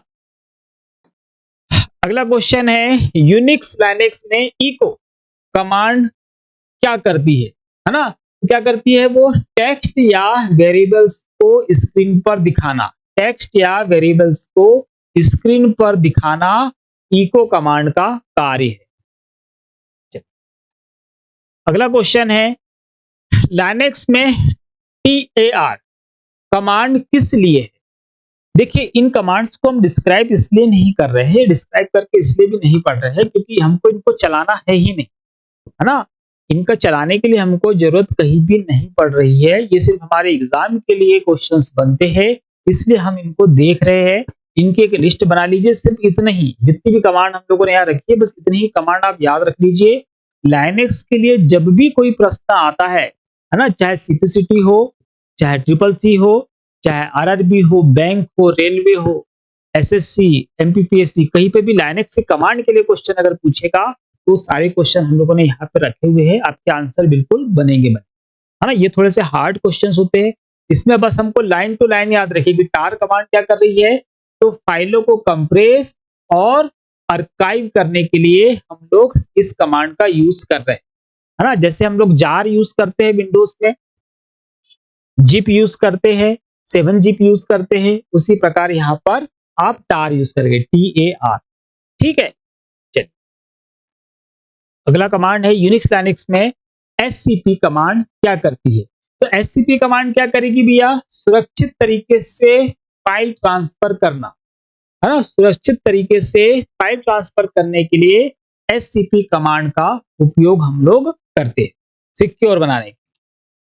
अगला है लाइनक्स में पासवर्ड कमांड किस लिए है ना। तो पासवर्ड कमांड कहीं पर भी हो भैया, पासवर्ड हम लगाते क्यों है बेसिकली, है ना, कि हमारा फाइल सुरक्षित रहे, हमारा कंप्यूटर सिस्टम सुरक्षित रहे, है ना, या हमारी आईडी सुरक्षित रहे, है ना। तो यूजर का पासवर्ड बदलना, है ना, लाइनक्स से पासवर्ड कमांड से क्या कर सकते हैं हम लोग, यूजर का पासवर्ड बदल सकते हैं, है ना। चेंज कर दो पासवर्ड, और चेंज करना चाहिए पासवर्ड हर 3 महीने में हमको, हमारे जितने भी आइडिया पासवर्ड है उनको चेंज करते रहना चाहिए अगर इंटरनेट यूज कर रहे हैं तो। अगला क्वेश्चन है यूनिक्स लाइनक्स में हिस्ट्री कमांड क्या दिखाती है। हिस्ट्री कमांड क्या दिखाएगी, पिछले कमांड की लिस्ट, कि पिछली कौन कौन सी कमांड आप लोगों ने यूज करी है ऑपरेटिंग सिस्टम में लाइनक्स, है ना, उसकी एक लिस्ट आपको दिख जाएगी, कि यह डॉस में भी दिखती है ना। तो कोई इश्यू नहीं है, सिर्फ हमको याद रखना है कि हिस्ट्री कमांड से क्या दिखेगी, पिछले कमांड की लिस्ट दिखेगी। अगला क्वेश्चन है लाइनक्स में एलाइज कमांड का क्या उपयोग है। तो जो एलाइज कमांड हमारे पास होती है, किसी कमांड का शॉर्टकट अगर आपको बनाना है कीबोर्ड से, है ना, तो हम इस कमांड का यूज करके और किसी भी अल्फाबेट पे उस कमांड को सेट कर सकते हैं, ताकि सिंगल प्रेस करते से ही वो कमांड एग्जीक्यूट हो जाए।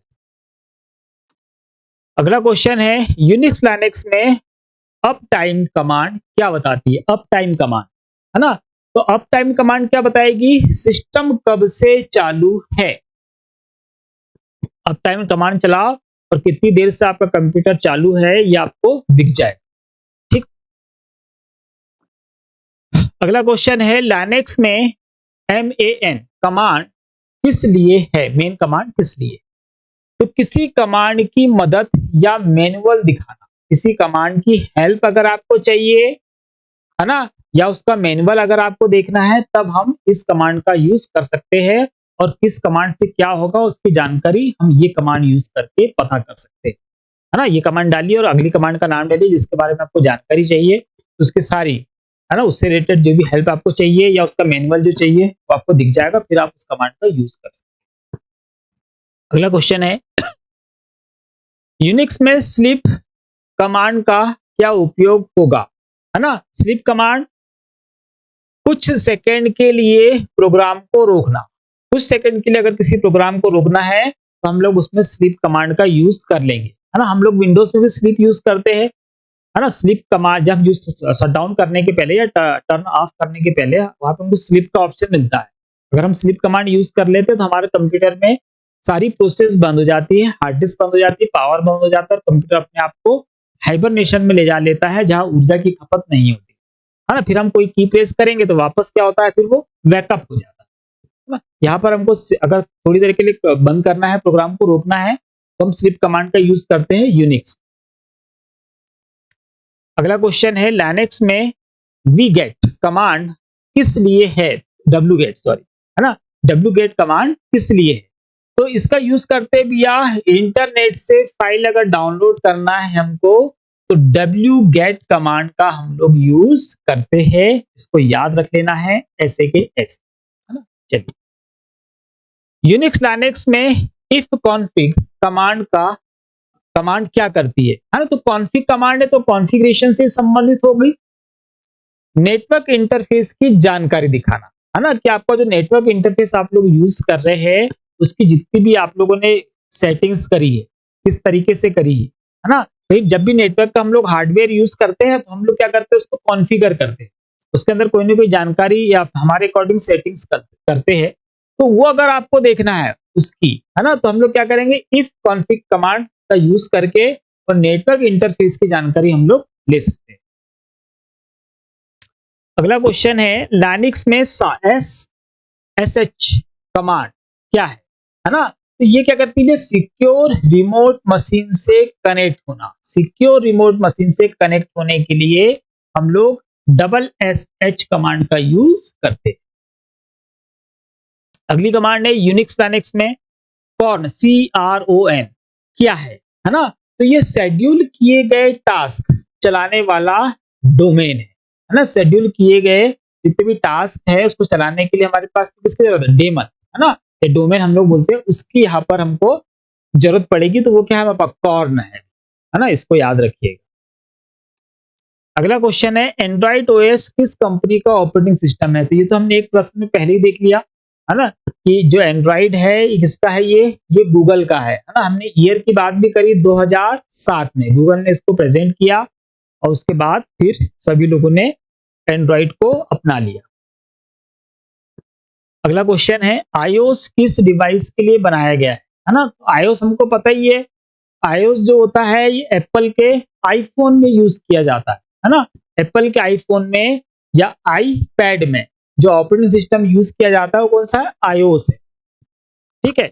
और एंड्रॉइड किस में है? जो हम लोग यूज करते हैं मोबाइल, एंड्रॉइड के आईफोन जो हम लोग आईफोन वाले यूज करते हैं, विंडोज पीसी, लिनक्स मशीन। तो याद रखेंगे आईओएस में, आईओएस कहाँ यूज होता है? आईफोन। विंडोज ऑपरेटिंग सिस्टम का निर्माता कौन है? विंडोज ऑपरेटिंग सिस्टम का निर्माता कौन है? तो हम विंडोज को बोलते ही क्या है? MS विंडोज बोलते हैं भैया, है ना? माइक्रोसॉफ्ट विंडोज, है ना? तो माइक्रोसॉफ्ट किसकी कंपनी है? तो ये बिल गेट्स की कंपनी है ना? माइक्रोसॉफ्ट किसी कंपनी है? तो ये बिल गेट्स की कंपनी है।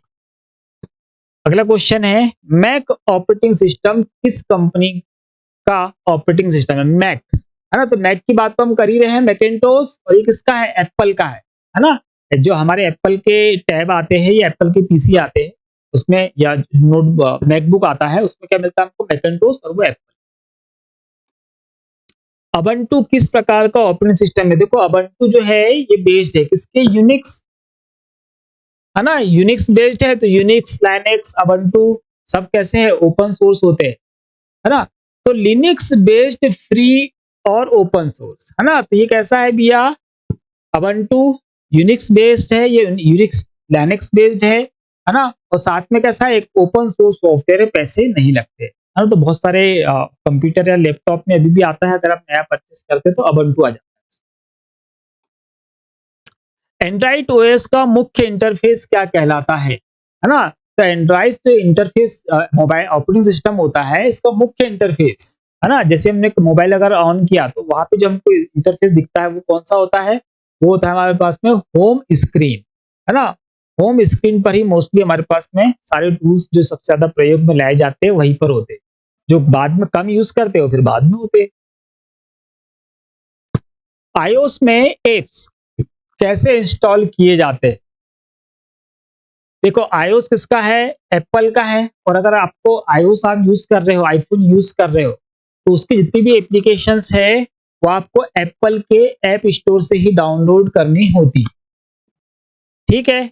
और अगर यही उसने एंड्रॉइड के लिए पूछा होता तो एंड्रॉइड के लिए हमको गूगल प्ले स्टोर से सारी एप्लीकेशन डाउनलोड करनी होती, ठीक। विंडोज ओएस का पहला संस्करण कब लॉन्च हुआ था? है ना? विंडोज ऑपरेटिंग सिस्टम का सबसे पहला जो संस्करण है वो 1985 में लॉन्च हुआ था, विंडोज, है ना? क्या था हमारे पास में? वो विंडोज 1.0। मैक ओएस में फाइल सिस्टम कौन सा उपयोग होता है? मैक में फाइल सिस्टम, जैसे हम लोग इधर NTFS यूज करते हैं और फैट यूज करते हैं विंडोज के लिए, हमसे मैक के लिए पूछ रहा है तो मैक में जो यूज करते हैं वो एप्पल फाइल सिस्टम होता है, APFS, ठीक है। और हम लोग जो यहाँ पे यूज करते हैं जैसे NTFS और फैट, ये किसके लिए है? ये है भैया विंडोज के लिए, और ये किसके लिए है? तो ये है हमारे पास में यूनिक्स लाइनेक्स, ये जो रहते हैं इन लोगों के लिए। अबंटू का कौन सा संस्करण सबसे लोकप्रिय है ना? तो अबंटू का जो डेस्कटॉप वाला वर्जन है भैया यही सबसे ज्यादा लोकप्रिय है, और ये बहुत जगह मिलता भी, हमको काम करने के लिए मिलता है अबंटू, है ना? लाइनेक्स बेस्ड है, लाइनेक्स थोड़ा सा ज्यादा हार्ड, ये थोड़ा सा लाइट, थोड़ा सा इजी पड़ता है लाइनक्स और यूनिक्स की तुलना में काम करना। एंड्रॉइड ओएस का बेस कौन सा लाइनक्स कर्नेल है ना? लाइनक्स का कौन सा वर्जन है या कौन सा सोर्स? कर्नेल बेसिकली होता है क्या है? सोर्स होता है। तो लाइनक्स का कौन सा सोर्स लिया गया है एंड्रॉइड को बनाने के लिए? तो वो है 2.6। 2.6 पे हम लोगों ने एंड्रॉइड वर्जन का विकास कर दिया ऑपरेटिंग सिस्टम। आईओएस में मल्टीटास्किंग कैसे काम करती है ना? तो मल्टीटास्किंग हमको क्या है? एक ही समय में एक से ज्यादा काम करने के लिए।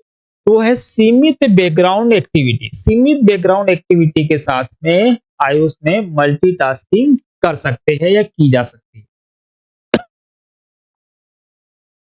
अगला क्वेश्चन है विंडोज ऑपरेटिंग सिस्टम का सबसे लोकप्रिय संस्करण कौन सा है? विंडोज ऑपरेटिंग सिस्टम का सबसे लोकप्रिय संस्करण कौन सा है? यहाँ पर हमारे पास इनमें से चूज करना है ना? तो विस्टा तो बिल्कुल नहीं चला है, बिल्कुल नहीं चला विस्टा, है ना? क्यों नहीं चला? क्योंकि एक्सपी उस समय चल रहा था, है ना? फिर एक्सपी बंद हुआ, फिर हमको क्या मिला? विंडोज 7। अभी विंडोज 7 की अपडेट बहुत सालों से बंद है। अभी जो हम इन चारों की अगर बात करें तो इसमें विंडोज 10 जो है ये सबसे ज्यादा लोकप्रिय है। ये सारे कैसे? ये आउटडेटेड, पुराने हो गए, है ना? तो जो नया यूजर आज जुड़ रहा होगा वो तो इनके बारे में जानता नहीं, उसके सामने 10 मिलेगा या फिर 11 मिलेगा, है ना? चलिए याद रखिएगा, ऐसा कंपेयर आएगा तो ये मैक ओएस का जीयूआई ग्राफिकल यूजर इंटरफेस क्या कहलाता है ना? तो जो मैक ओएस होता है इसका जो ग्राफिकल इंटरफेस है ये कहलाता है एक्वा, AQUA, है ना? एक्वा कहलाएगा मैक ऑपरेटिंग सिस्टम का ग्राफिकल यूजर इंटरफेस। अबंटू में सॉफ्टवेयर इंस्टॉल करने के लिए कौन सॉरी अबंटू में सॉफ्टवेयर इंस्टॉल करने के लिए कौन सा टूल उपयोग होता है? सॉफ्टवेयर अगर इंस्टॉल करना है अबंटू में तो हमको टर्मिनल और सॉफ्टवेयर सेंटर की जरूरत पड़ेगी। टर्मिनल और सॉफ्टवेयर सेंटर से हम लोग क्या यूज कर सकते हैं? इंस्टॉल कर सकते हैं। टर्मिनल क्या होते हैं? बेसिकली तो जो पोर्ट हो लगे होते हैं उसकी बात कर रहा है ना?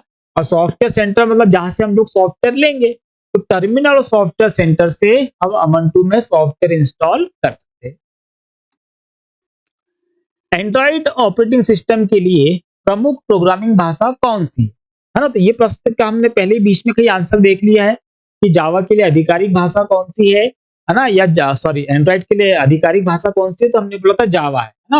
और एंड्रॉइड के लिए प्रमुख प्रोग्रामिंग भाषा कौन सी है? तो वो जावा ही है ना? तो C#, पाइथन AI के लिए है ना? ये याद रखना, है ना? वेब पेज के लिए ये नहीं है, तो याद रखेंगे जावा किसके लिए है? एंड्रॉइड के लिए आधिकारिक भाषा है या प्रोग्रामिंग भाषा है। आईओएस में सुरक्षा के लिए कौन सी टेक्नोलॉजी प्रयोग में लाई जाती है? आईओएस में सुरक्षा के लिए कौन सी टेक्नोलॉजी प्रयोग में लाई जाती है? तो वो है भैया app sandbox. App sandbox technology है जो आईओएस में सुरक्षा के लिए उपयोग में लाई जाती है और काफी स्ट्रांग होती है। एंड्रॉइड की तुलना में बहुत ज्यादा स्ट्रांग होती है। मतलब एंड्रॉइड की तुलना में एप्पल को हैक करने के चांसेस कम होते हैं, है ना? कम होते हैं मैंने बोला मतलब बिल्कुल नहीं, ऐसा तो नहीं है, होंगे लेकिन बहुत कम चांसेस है। एंड्रॉइड बहुत ज्यादा हैक होता है, बहुत इजी भी है एंड्रॉइड को हैक करना। अगला क्वेश्चन है विंडोज ऑपरेटिंग सिस्टम में फाइल एक्सप्लोरर क्या करता है ना? तो विंडोज ऑपरेटिंग सिस्टम में फाइल एक्सप्लोरर क्या करता है? तो फाइल और फोल्डर मैनेज करना। फाइल और फोल्डर किस तरीके से मैनेज किए जाए हमको विंडोज फाइल एक्सप्लोरर में दिख जाते हैं। विंडोज फाइल एक्सप्लोरर ओपन करने के लिए हम लोग शॉर्टकट की यूज करते हैं। क्या यूज करते हैं? विंडो प्लस ई। विंडो प्लस ई का प्रयोग करके हम विंडोज के फाइल एक्सप्लोरर को ओपन कर लेते हैं और फिर हम करते हैं फाइलों को क्या करेंगे? एक्सप्लोर करेंगे, देखेंगे कौन सी फाइल कहां पर है। अगला क्वेश्चन है मैक ऑपरेटिंग सिस्टम में स्पॉटलाइट क्या करता है ना? स्पॉटलाइट क्या करता है मैक ऑपरेटिंग सिस्टम में? तो फाइल और डॉक्यूमेंट को सर्च करता है। फाइल और डॉक्यूमेंट को सर्च करने के लिए स्पॉटलाइट का प्रयोग किया जाता है मैक ऑपरेटिंग सिस्टम। ठीक है, चलिए अगला क्वेश्चन है अबंटू ऑपरेटिंग सिस्टम किस फ्री लाइसेंस के अंतर्गत आता है ना? तो जो अबंटू हमारे पास होता है फ्री है, ऐसे लगते नहीं है ओपन सोर्स है ना, क्योंकि लाइनक्स बेस्ड है मतलब यूनिक्स बेस्ड है, तो वो भी ओपन सोर्स है, ये भी ओपन सोर्स है ना। जो फ्री लाइसेंस है तो ये कौन सा लाइसेंस है, तो ये JNU JPL है लाइसेंस, जिसके अंतर्गत हमको ये फ्री सॉफ्टवेयर मिलता है। दूसरा जनरेशन कंप्यूटर कब विकसित हुआ था, सेकंड जनरेशन कंप्यूटर कब विकसित हुआ था, तो सेकंड जनरेशन का कंप्यूटर है भैया ये 1956 से 1963 के बीच में हुआ था, सेकंड जनरेशन का कंप्यूटर। ठीक, तो इसको याद रखिएगा। चलिए आज के लिए इतने ही प्रश्न है ना। इस वीडियो में काफी लंबा वीडियो थोड़ा सा हो गया है, और इसमें हमने ऑपरेटिंग सिस्टम के क्वेश्चंस देखे, और ज्यादातर फिर हम लोग ने लाइनक्स की कमांड देख ली है जो कहीं नहीं मिलती है, जो ढूंढने पर नहीं मिलती है, ऐसी कमांड हमने इसमें ले ली है। अब लाइनक्स से रिलेटेड किसी भी कमांड के लिए अगर क्वेश्चन हमारे एग्जाम में आता है तो उसका 1 नंबर आपको मिलने वाला है, क्योंकि आप इस सब वीडियो देख रहे हो, है ना। जिन लोगों के पास ये डाटा नहीं है लाइनक्स से रिलेटेड या ऑपरेटिंग सिस्टम रिलेटेड, उन लोगों को ये वीडियो आप शेयर कर दीजिए, तो उन लोगों के पास पहुंच जाएगा। ठीक है, तो वीडियो को शेयर करिए, लाइक करिए, और चैनल को सब्सक्राइब कर लीजिए, क्योंकि अभी हमारी 300 क्वेश्चन का सीरीज चालू है, उसको हम कंटिन्यू करने वाले हैं। कल से उस पे वीडियो आएंगे, वो सीरीज हम कंप्लीट करेंगे, और बीच बीच में ऐसे 100 क्वेश्चन हम लोग लाते रहेंगे, जिससे हम लोग को बूम भी मिलता रहे और एक तरीके से हमारी तैयारी भी चलती रहे। ठीक है, तो ये हो गए आज के प्रश्न ऑपरेटिंग सिस्टम के लिए। कल हम फिर मिलेंगे नए वीडियो में नए प्रश्नों के साथ, तब तक के लिए जय हिंद।